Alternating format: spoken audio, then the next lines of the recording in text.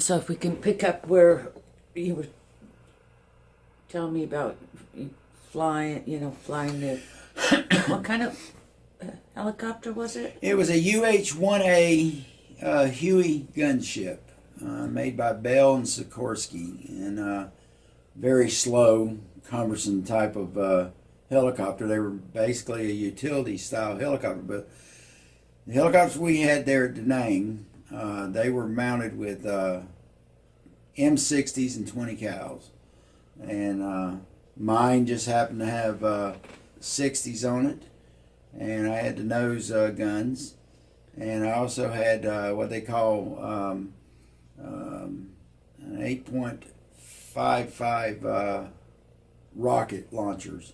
They were known as Zunies, and the little canisters looked like little barbecue grills on the side, and they held 12 rockets apiece.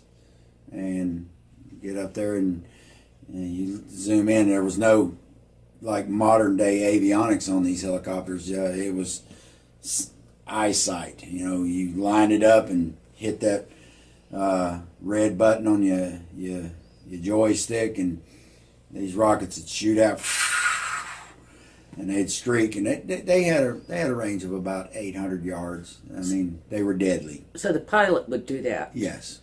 Not the gunner? No. Door gunner, he basically gave us cover with them 60s. Okay. And of course, I had 20 cals mounted on the nose and everything. And the 20 cals were pretty lethal too. But they were the Huey gunship. It was a very formidable weapon. The only thing was it was a slow. I mean, 140 to 150 miles an hour maximum speed with myself, and let's say I've got two door gunners on both sides of the helicopter. That was about, now if I was in there by myself, we might get 160. And then did you have was there an incident that you and Katie went up together? If you can yeah, there were several incidents. The one incident I remember the most was me and Katie was doing some patrol. Again, I don't remember what day. It was during the week. We had been briefed that morning. We got our helicopters. I had two door gunners. He had two door gunners. And we were supposed to do a reconnaissance patrol north up toward the, it was a Train Cree river basin, about 25, 30 miles north of Da Nang. We got up there, and we're flying probably about 700 feet up. We're in formation, and we looked down, and we saw a group of fishing boats. Well, as we were getting closer, we noticed one of the fishing boats had a tarp on it. Well, there was 5 or 6 people down there. They're pulling the tarp back, and the first thing that KD raises it back, and he says, "Holy shit!" He says, "Wolf," he says, "look down there." He says, "They've got a damn gun on that thing." And I'm looking down, and I says, "Oh my God, it is." And these guys were putting this cover, and there was a large gun. I didn't know what it was. And about that time, they turned it around and pointed up at us and started shooting. It was a Soviet 50 cal, I guess is what it was. Anyway, it was a Soviet-made weapon. That's what we assumed. Well, KD went port side, I went starboard side. We split up. And the door gunner says, come in with the sun at our backs. Come in the sun at our backs. I said, "I got you. Hang on to your jock strap." He says, "Don't you get us killed, damn it." There's a lot of chatter going on. KD comes in. KD shoots 2 Zuni rockets, and one hits to the left of the boat, and the other one went over their head and hit on the bank. Now, these boats are situated in the middle of this river. So KD banks back over toward the, heads back toward the starboard side, and they're shooting and everything, and hell, I haven't even engaged them yet. So I went back to the port, and I'm coming back around, and I told my door gunner, one of my door gunners was Dennis Kimberlin, and I said, "Denny, hang low, we're coming in hot." And he said a couple explicit words, which I won't repeat, but I guess I dropped my helicopter down to about 150 foot, and I was coming right up just over the trees. And I knew just as soon as I break this tree line, I'm going to be right on top of them. So I armed my rockets, and just as I came over, there they were, and I hit my rockets. Well, both the Zuni rockets, they twirl, and they went in. Well, the first one hit just short of the boat, but the second one was almost dead on. And it was just a big black cloud of fire and smoke went up, and I pulled back on the cyclone, and I went up, went back toward the port side, back toward the west, inland. And my door gunner, he was back there. He was like, we just scored the winning touchdown, And I'm calling back, and I said, okay, Kid Funk, where you at? And that was KD's code name, Kid Funk. And he says, I'm going back to base, man. He says, this ain't good. I says, are you okay? He says, my bird's okay. He says, I'm headed back to base. So as I got back up altitude, I saw him. He was probably 2 miles toward my front. And I banked, and we exited the area. We didn't come back to make sure they were dead. When we got back to the base, I touched down and got out of my helicopter, and I threw my helmet inside. And KD was sitting in the front of his helicopter, sitting on the ground, kind of shaking. And the medics had already got down there, and Kenny's door gunner had took it. He was gone. That was the first time since I had been in Vietnam that I knew this was real. Now this young boy, I don't know how old he was. He was a lance corporal. He had been KD's door gunner ever since KD got assigned that one particular helicopter. But he was gone. And I didn't know he was dead. It just wasn't pretty. He was slumped over, and there was a lot of blood. And the other door gunner was standing off the side smoking a cigarette. And I didn't smoke at the time, but I think at that time I could have used a cigarette, but I didn't. And I said, come on, brother, let's go. So we got up, and we walked back up to headquarters, and we had to report in, what we engaged. And I realized then that I'm going to have to do stuff to survive. This is just ludicrous. I mean, this is just beyond anything anybody could. I mean, you got to understand. Hell, I turned 20 years old in Vietnam. I mean, I was a young boy last year in college, and now I'm in Vietnam, and I'm fighting for my life. I mean, it was very real. Yeah. And your friend Katie took it pretty hard. Oh yeah. I mean, he grew up in Syracuse, New York, and he went to college, and he was the first black pilot to actually. Well, I wouldn't say he was the first black pilot, but he was one of the first black pilots to be in the 75th Marine Air Wing. And I mean, yeah, we'd see some pretty nasty stuff, but we did. The Marines did not prepare you for what you really were going to see, and to see it firsthand. Yeah, we learned about an hour later the door gunner, he didn't make it. And we didn't ask for details. We didn't want to know whether he get shot in the head, get shot in the abdomen, what. No, we just knew an American boy is dead. And yeah, it was really quiet at the bird's nest that night. Really quiet. Really quiet. It was hurtful. I mean, you lose somebody that he was alive a few hours ago, and now they got him in a body bag getting ready to be shipped back to the States. I don't know where he was from. This was real time, real life. Stuff I had seen as a kid on TV, I was now getting to see it firsthand. Yeah.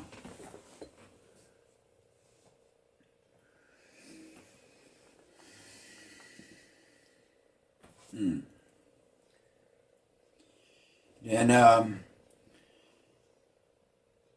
we didn't go back up in the air until about 2 more days later. We went on patrols. Everything west of Da Nang, there was an area west of Da Nang where a lot of Marine fire bases was. It had a nickname called the Arizona.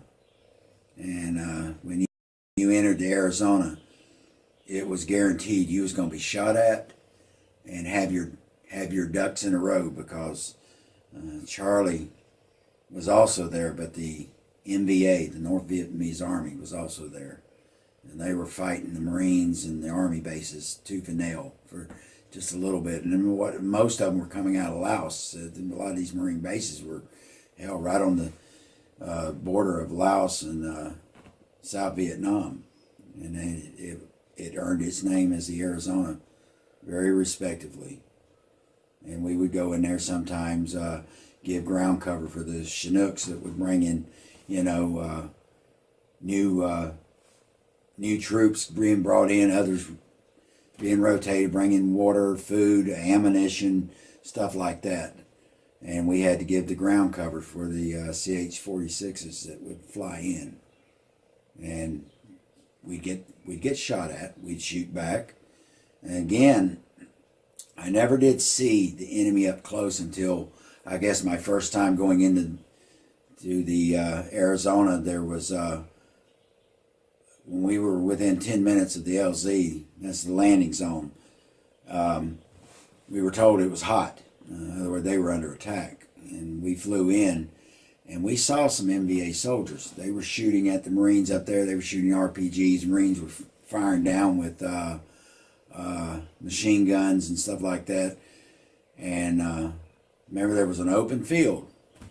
And my door gunner, Dennis, he told me, he says, "Gunner," he says, "you've got 3 gooks at 4 o'clock. He says, "bank back to the starboard side and I'll get him."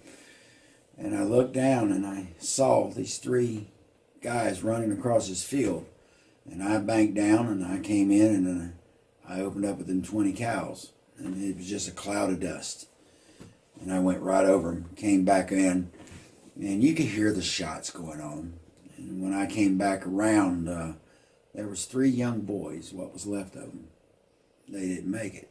I took their lives. And I was bitter. I was really bitter. And I was thinking, for every Marine you kill, I'm going to take 3 of you.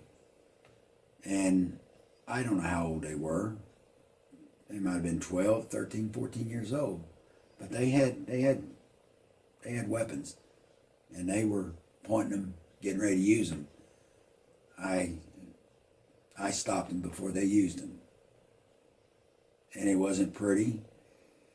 And that was probably my first time actually. This little event happened probably about a week after KD lost his door gunner. My door gunner, Danny Kimberlin, he was a sergeant, and he told me, he says, "I requested to get on your helicopter." And I asked him, I said, "Why?" He says, "Man," he said, "you ain't heard the talk around the squadron?" I said, "No." He says, "Man, you do shit with that helicopter that nobody does." I says, "I'm just flying the helicopter the best way I knew how." He says, "Ain't nobody in this squadron turns the helicopter sideways and opens up on the enemy." I got chewed out by my wing commander because it done got to him. He told me, he says, "That helicopter's not designed to do that stuff." He says, "You crash, you better make damn sure you're dead, because I'm going to kill you when you get back." And he says, "But you keep up the good work." And that was kind of like a green light. You don't know what you're doing, but don't stop. And that's the way I portrayed it. And what I was learning how to do is that you can take that helicopter and give it full power, cut the pitch on your cyclet to a port side, and you could take that helicopter at full throttle, turn it sideways, and go right down the side. And if the enemy's at your front, you can light his world up. And I got very good at it, and that's when my nickname came there in the squadron as the Wolf, because I was taking the helicopter down lower than what was prescribed. I mean, I could take it right. I mean, I was skimming the top of the trees, and by the time the enemy saw me, it was too late. And then a lot of the guys in the squadron was saying, yeah, Charlie's already saying, if you see that little son of a bitch at you, you're already dead. And it's nothing to brag about. I don't know how many people we took out, how many people we killed. We were doing a dirty job, and this dirty job had consequences. And I, as a pilot, I was responsible for the men that was behind me, as they were responsible for looking out for me. The only thing I did was fly that helicopter. And yeah, I had controls of the Zuni rockets and the 20 cals in the nose, but these men back here were standing in open bays with 60 cals. They were sitting ducks. So it was my responsibility to make sure these guys, not only did I want to get back home, I wanted to make sure they got back home. We were a unit. We worked as a team. And Dennis Kilburn, Sergeant Kimberlin said, I don't want to fly. I ain't flying with none of these other guys. I'm flying with the Wolf. And KD used to kind of joke about it. And he says, damn, he says, you got you a little badass name around here. I says, no. He says, the shit you don't. He says, these pilots around here scratching their head. How's that boy do that? I've tried and almost crashed. It was just something like I stumbled across it. Did I know how to do it? No, I just learned how to, just something that said it couldn't be done, and I did it. And yeah, the helicopter wasn't designed for them stresses in flight, but if I could do it to save my life, and that may sound a little selfish, but I wanted to save my life. And these two door gunners, hey, you're on for the ride. If I live, you're going to live.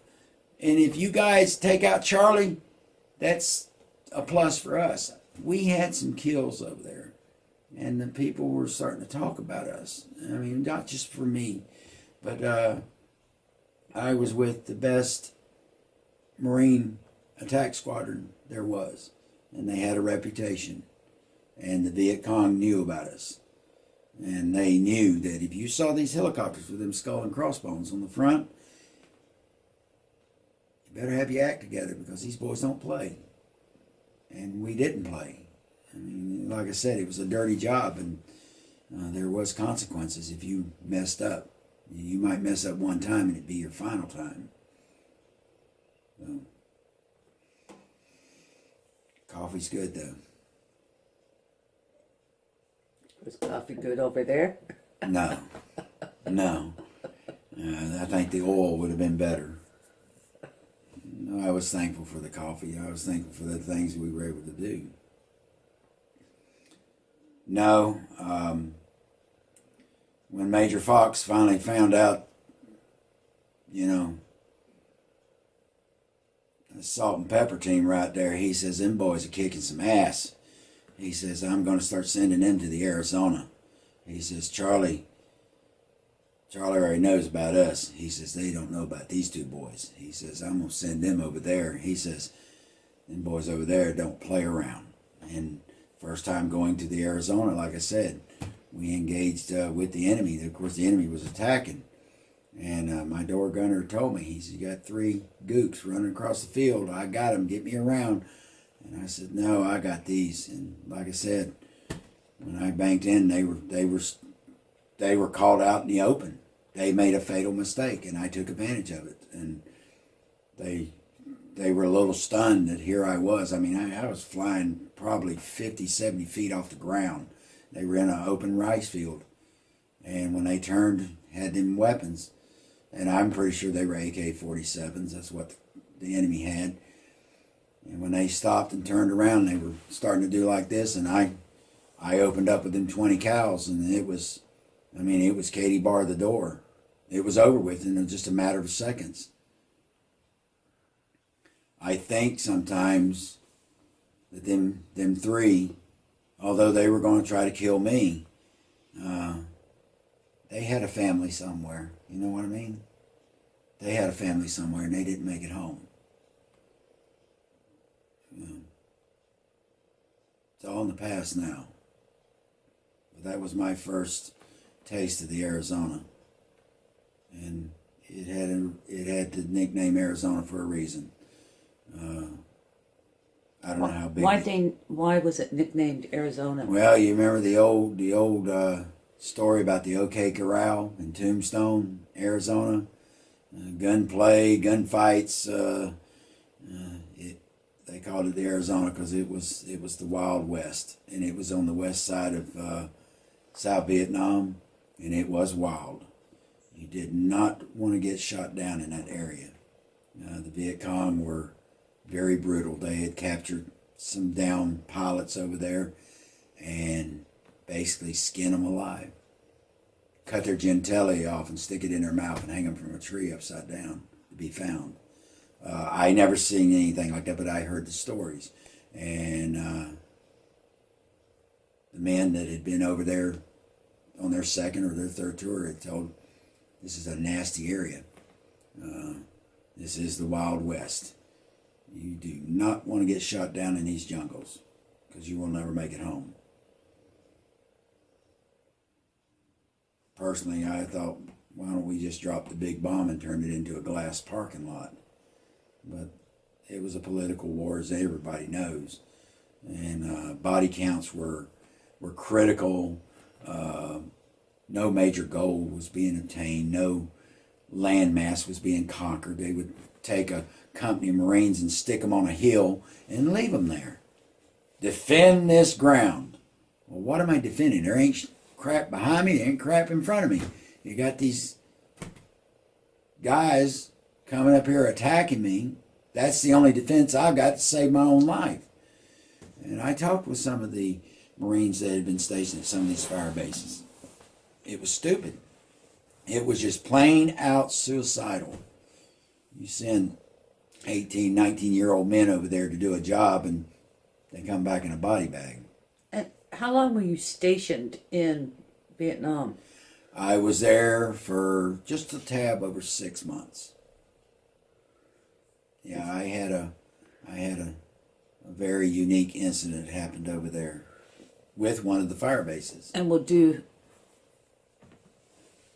talk about that. Actually, I'm gonna stop it now, and then we'll talk about that because that'll take up a whole. All right, I'm stopping right there.